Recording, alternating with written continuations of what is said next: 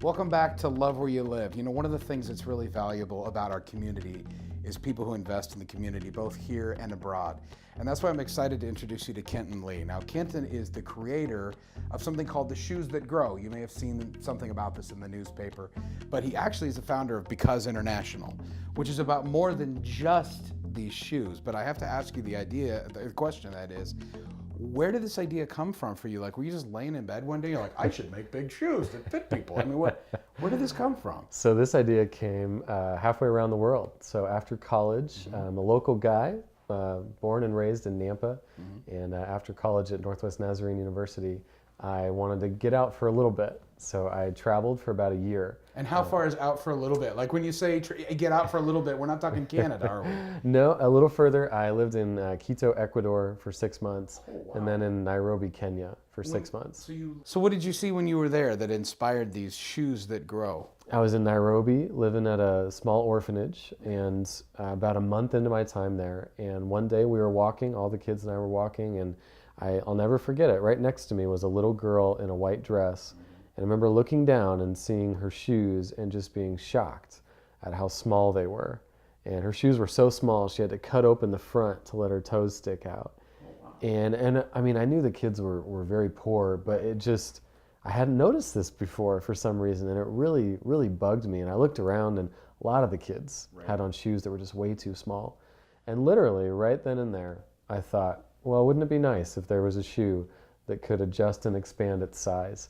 And I thought two things. I thought that would make a lot of sense for these kids. You know, they could just adjust it on their own. And that might make a lot of sense for donors and people wanting to help kids too. Instead of donating a pair of shoes year after year after year to make sure they had one that fit, they could just donate one pair and the kids could adjust it, and it just seemed like that made sense. So other than from a fashion standpoint, which, you know, having your toes hanging out the end of the show is not fashionable, are there other reasons that's a problem? I mean, I think it's obvious that's a problem.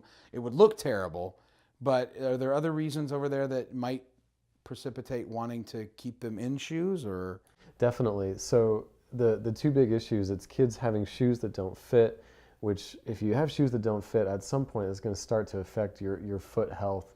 I mean, especially these kids, they walk everywhere. They're doing everything on their feet. So it's really just a dignity issue. You know, having a pair of shoes that fit really affects your foot. But the bigger issue is when kids don't have shoes at all. So at a certain point, when they outgrow their shoes, they're just not going to wear shoes. Or if they never had shoes to begin with, it's a really big issue, which I never knew that until I got there. But over 2 billion people have some kind of soil transmitted disease.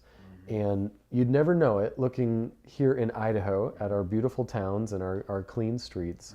But in these developing economy countries where they don't have adequate sanitation and they don't have a lot of the cleanliness that we have, literally there are diseases and parasites in the water and the ground where people live. So for me, it really became what I thought was a non-issue. I thought, hey, happy barefoot kids, really became firsthand, I saw it. This is a big issue. And for me, I wanted to do something to help put kids in a position where they could succeed. And so what it turned into was something as simple as a pair of shoes. By helping them have a better, more sustainable, longer lasting pair of shoes that fit, these kids are going to stay healthy. They're going to keep going to school and they're going to have more chances to succeed. so walk me through that story then. You come back home after you're done in Kenya, Nairobi. You come back home. Do you go and get a shoe engineering degree? I don't know if that even exists. Like, how do you take that from, by golly, that'd be really neat to give these kids shoes that grow, to what you have on your feet right now, which is the current specimen, or one of the most current specimens of the shoes that grow. Walk me through that story. So it's a 5-year story. So it took 5 years from idea to reality.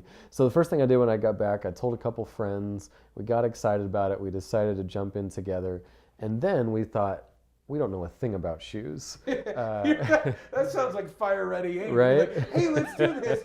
Wait, you ever made shoes? No, you? Oh. Yeah, we had this idea based on something I saw, but I had no idea how to do it. And so we thought, let's connect with people who know about shoes and just give the idea away. We don't care who does it, we just want someone to do it. So we called Nike, Crocs, Toms, Adidas, Reebok. I mean, all the big shoe companies told them our idea. They all said no. They all said they didn't want to be involved. We finally found this great little company that had just started in Portland. And Shoe Mecca. Shoe Mecca. Portland is like Shoe Mecca. I don't know what the deal is, but yeah. Some former Nike guys that started their own company to help people make a prototype for shoes.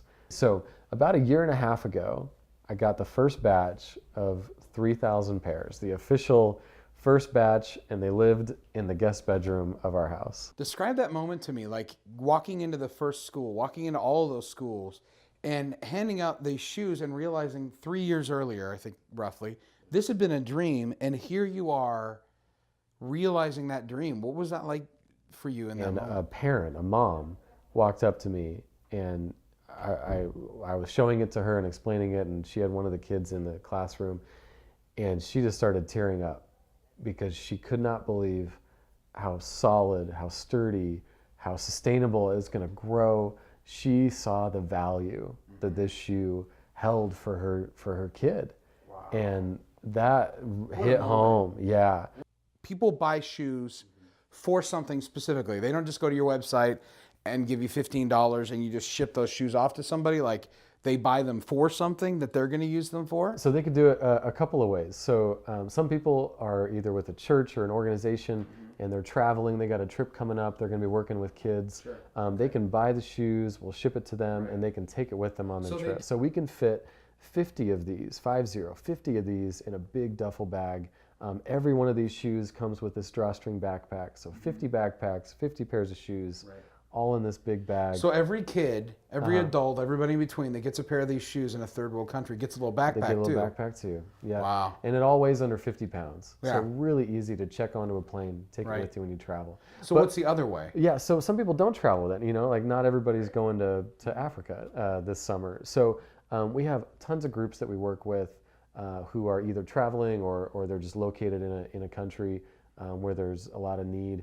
And so people could just go onto the website. They could help fill a duffel, is what we call it. Okay. So they can kind of help fill so somebody else's duffel. So you can go on the site and help. Yeah, you totally Even though could. you may not have a specific place you want to send it, you can help make sure they make it somewhere. And we've got, you know, different areas of the world highlighted on our website. You could choose an area of the world and see which organizations are currently trying to fill a duffel to get shoes to their kids, and you could be a part of it. If you want to know more about Because International, the shoes that grow, check out lovewhereyoulivetv.com and just look under destinations.